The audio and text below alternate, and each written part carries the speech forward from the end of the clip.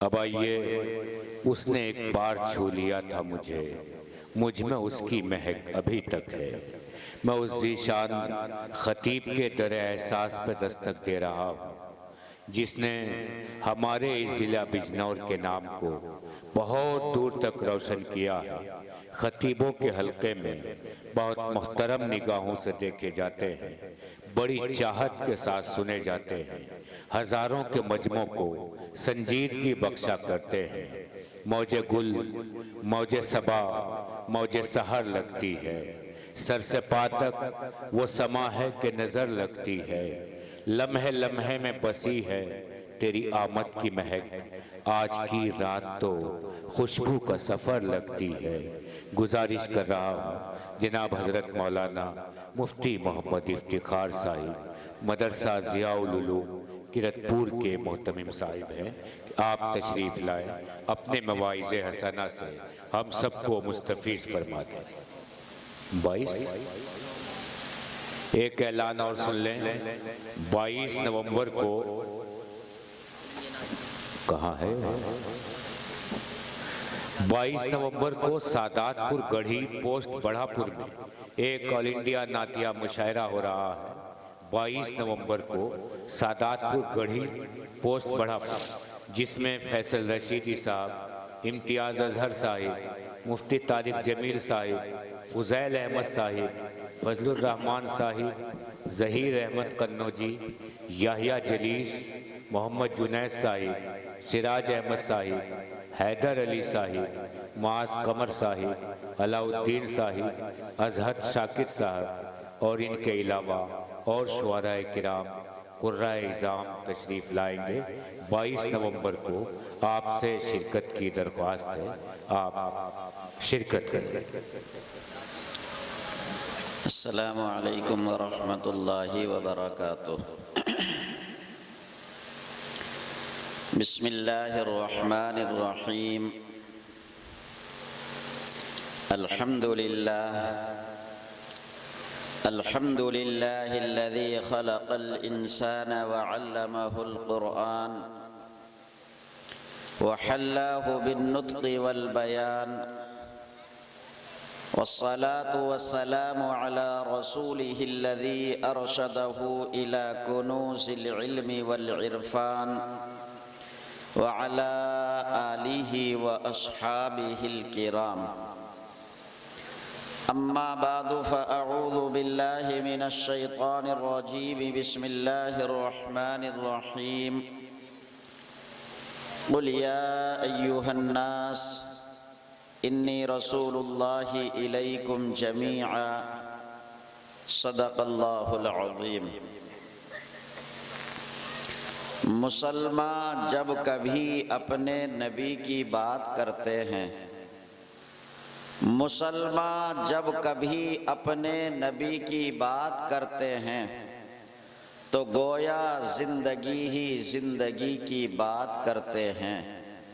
نہ چھو پائے کبھی جبریل جن کی منزل اول، نہ چھو پائے کبھی جبریل جن کی منزل اول، زمین پر آج ہم اس آدمی کی بات کرتے ہیں۔ بہت ہی قدر و منزلت کے مستحق اسٹیج پر تشریف فرما مؤقر و مقتدر علماء کرام، بہت ہی عزت و احترام کے مستحق میرے سامنے تشریف فرما میرے دینی اسلامی بھائیوں، بزرگوں، پیارے بچوں، بات شروع کرنے سے پہلے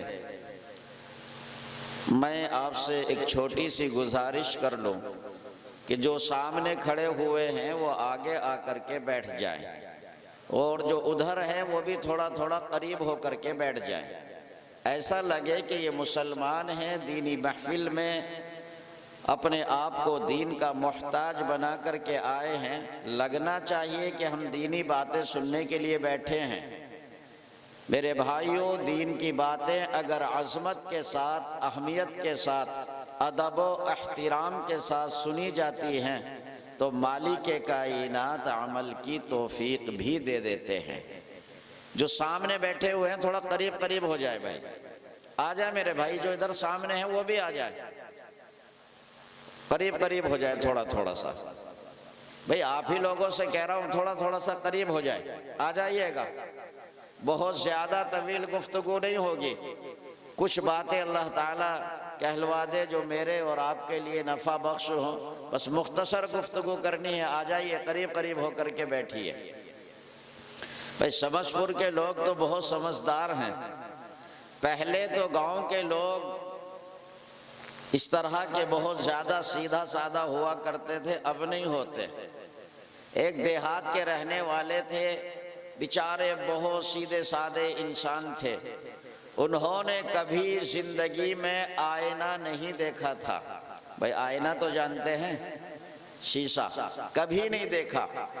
اتفاق یہ ہوا کہ ایک روز شہر میں چلے گئے، جس راستے سے گزر رہے تھے اس راستے میں ایک آئینہ فروش کی دکان پڑتی تھی۔ اس دکان کے سامنے سے گزرے تو اچانک ان کی نظر آئینے پر پڑی تو اپنا چہرہ نظر آیا۔ بہت خوش ہوئے کہ شہر کے لوگ ایسی چیز بیچتے ہیں، ایسی چیز رکھتے ہیں جو ہمارا چہرہ دکھاتی ہے، ہمارا منہ اس میں نظر آتا ہے۔ کہنے لگے اس کو بیچنا چاہتے ہو؟ وہ کہنے لگے بابا بیچنے کے لیے تو بیٹھے ہیں، خرید لیجئے۔ انہوں نے آئینہ فروش سے وہ آئینہ خریدا۔ آئینہ فروش نے ایک اخبار میں کاغذ میں لپیٹ کر کے ان کو دے دیا۔ یہ گھر آئے اور گھر آ کر کے انہوں نے ایک بڑی الماری میں وہ آئینہ رکھا اور سامنے سے پردہ ڈال دیا۔ روزانہ دن میں 3 مرتبہ کم از کم پردہ اٹھاتے اور اپنا چہرہ دیکھتے اور بہت خوش ہوتے۔ ایک روز جنگل گئے ہوئے تھے، بیوی نے سوچا کہ روزانہ پردہ اٹھا کر الماری میں دیکھتے کیا ہیں، آخر رکھا ہوا کیا ہے الماری میں۔ اس نے موقع غنیمت جانا اور پردہ اٹھا کر کے اس نے الماری میں دیکھا تو اس اللہ کی بندی نے بھی کبھی آئینہ نہیں دیکھا تھا۔ جیسے ہی پردہ اٹھایا آئینے پر نظر پڑی تو اپنا چہرہ نظر آیا تو رونے کے لیے بیٹھ گئی کہ ظالم دوسری لے آیا ہے اور پردے کے پیچھے چھپا کر رکھی ہے اور بتایا کسی سے نہیں۔ اس نے رونا شروع کر دیا۔ اس کی ساس کہنے لگی ارے بہو کیا ہو گیا، کیوں رو رہی ہے؟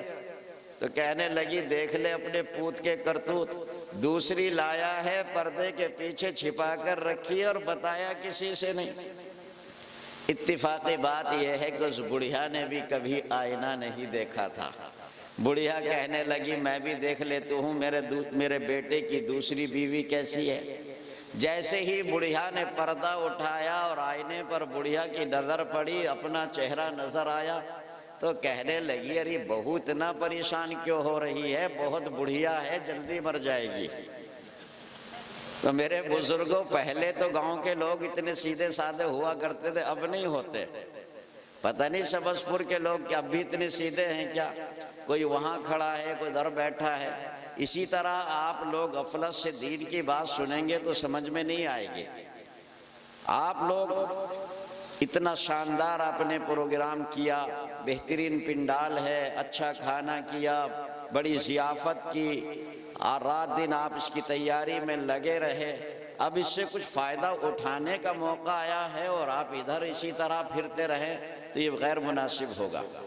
تھوڑی دیر بہت سنجیدگی کے ساتھ بیٹھ کر کے آپ سنیے گا۔ میرے بزرگوں، یہ انسان مدنی الطبع ہے۔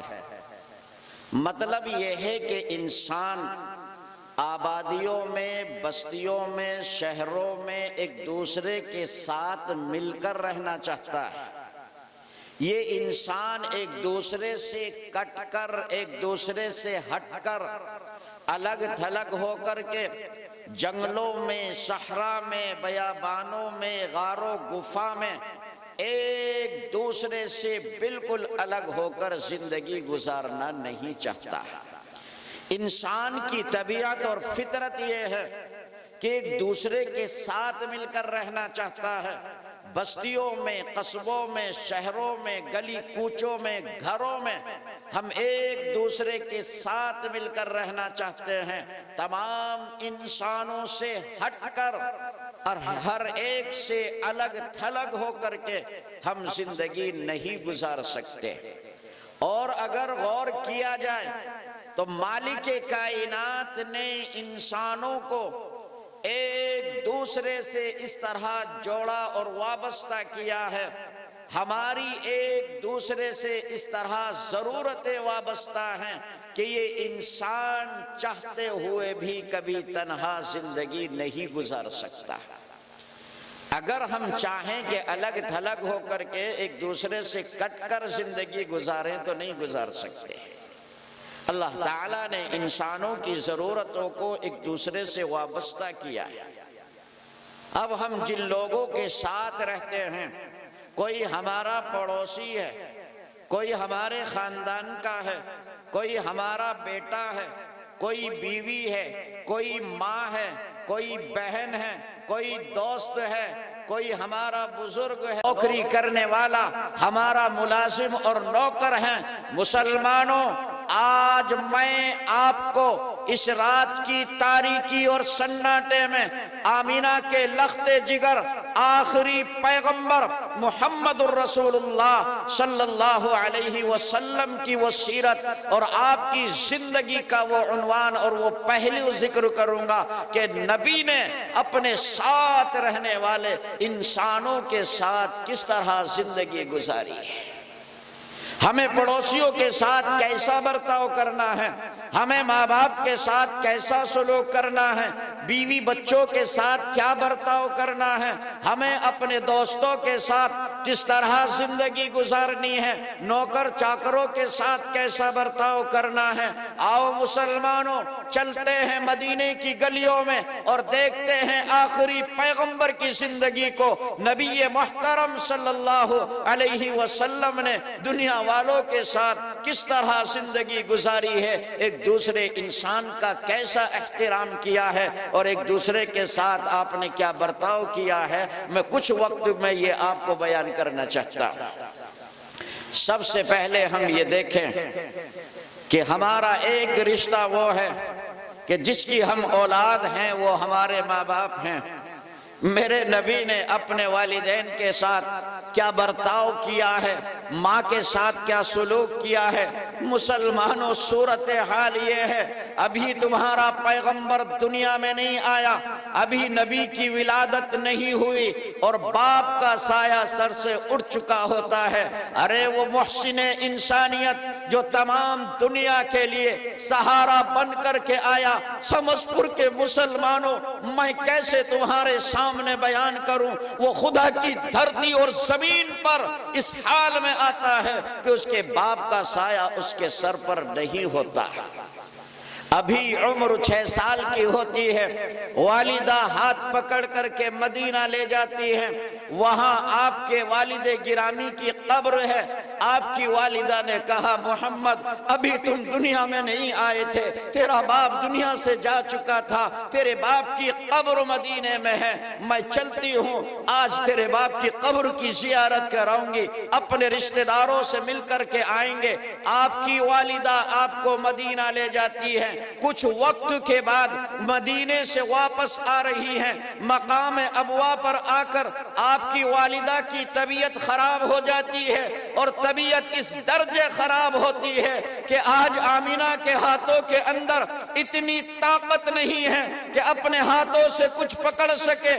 آج آمینہ کی آنکھوں میں وہ طاقت نہیں ہے کہ ان آنکھوں کو کھول کر اپنے لخت جگر کو ایک نظر پیار کی نظر سے دیکھ سکے۔ آج آمینہ کے اندر اتنی طاقت نہیں ہے کہ اپنی زبان کھول کر اپنے لخت جگر کو کچھ چند محبت کے جملے کہہ دیں۔ اور مسلمانوں ذرا غور کرو، خدا کی دھرتی اور زمین پر چشم فلک نے اس قسم پرسی اور لاچاری کا کوئی منظر نہ دیکھا ہوگا۔ ارے ابھی دنیا میں نہیں آئے تھے کہ والد گرامی کا سایہ سر سے اٹھ چکا تھا، آج سفر میں ہے، ماں ساتھ میں ہے، ایک باندی ساتھ میں ہے۔ صورتحال یہ ہے کہ آج ماں بھی ہمیشہ کے لیے ساتھ چھوڑ کر جا رہی ہے۔ آج ماں اسی جنگل میں اور راستے میں سفر کے دوران دنیا کو خیر بات کہہ رہی ہے، میرے نبی نے سمجھ لیا آج میری والدہ کی طبیعت خراب ہے، آج میری اماں شاید ہمیشہ کے لیے مجھے بے سہارا چھوڑ کر جا رہی ہے۔ اللہ کے پیغمبر نے اسی 6 سال کی عمر میں اپنے ننھے منھے ہاتھوں سے اپنی ماں کے سر کو دبانا شروع کر دیا، دنیا والوں کو یہ پیغام دیا، لوگوں جب تمہارے والدین بوڑھے ہو جائیں، تمہارے ماں باپ کمزور ہو جائیں، تمہارے ماں باپ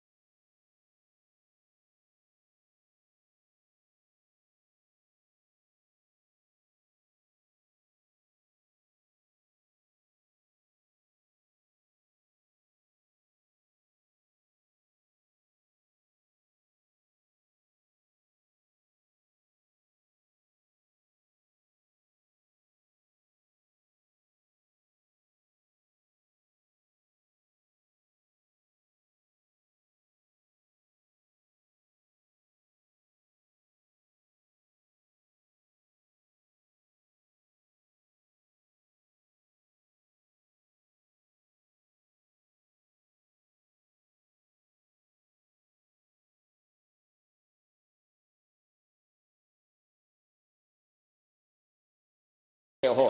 مسلمانوں بتا دو دنیا والوں کو، اعلان کرو پوری دنیا میں اور ہر انسان کو بتا دو، ہم اس نبی کے دامن سے وابستہ ہیں جس نے اپنے غلاموں کے ساتھ وہ برتاؤ کیا ہے کہ تاریخ اسلامی میں اس کی کوئی نظیر اور مثال نہیں مل سکتی۔ حضرت زید نے فرمایا محمد میں جانتا ہوں یہ میرے ابو جان ہیں، مجھے معلوم ہے میری ماں تڑپ رہی ہوگی، میں جانتا ہوں میرے باپ کو کتنی بے چینی اور بے کلی تھی، لیکن محمد سنو، میں نے آپ کے پاس رہ کر جو پیار پایا ہے، جو محبت حاصل کی ہے، میرے رب کی قسم میں تیری محبت پر اپنے باپ اور ماں کی محبت کو قربان کرتا ہوں۔ میں زید کبھی بھی محمد کو چھوڑ کر اپنے والد کے ساتھ نہیں جا سکتا۔ پڑھو اپنے پیغمبر کی زندگی کو، بتاؤ دنیا والوں کو اپنے نبی کی زندگی۔ ہم نے اس آخری پیغمبر کا دامن پکڑا ہے جس نے اپنے غلاموں کے ساتھ وہ سلوک کیا ہے کہ ایک غلام پیغمبر کے ساتھ رہ کر اپنے ماں باپ کی محبت کو قربان کرتا ہے اور یہ کہتا ہے آپ اب کبھی بھی اپنے آخری دم تک محمد کا ساتھ نہیں چھٹے گا، میں محمد کی محبت پر ماں باپ کی محبت کو قربان کرتا ہوں، محمد آپ کو چھوڑ کر نہیں جا سکتا۔ میرے بھائیوں، یہ تمہارے پیغمبر کی زندگی ہے، یہ زندگی آئے گی کہاں سے؟ کیسے تمہارے بچے تیرے نبی کی زندگی کو پڑھیں گے؟ کیسے وہ اولاد تیار ہوگی؟ کیسے وہ ماں باپ تیار ہوں گے؟ کہاں سے وہ شوہر آئے گا؟ کہاں سے وہ بیوی آئے گی جس سے گھر جنت کا گہوارہ ہو؟ کہاں سے وہ سماجی اور معاشرے کے لوگ آئیں گے؟ کہاں سے وہ دوست پیدا ہوں گے؟ یاد رکھنا مسلمانوں، اس کے لیے صرف ایک ہی کارخانہ ہے اور وہ ہے مدرسہ۔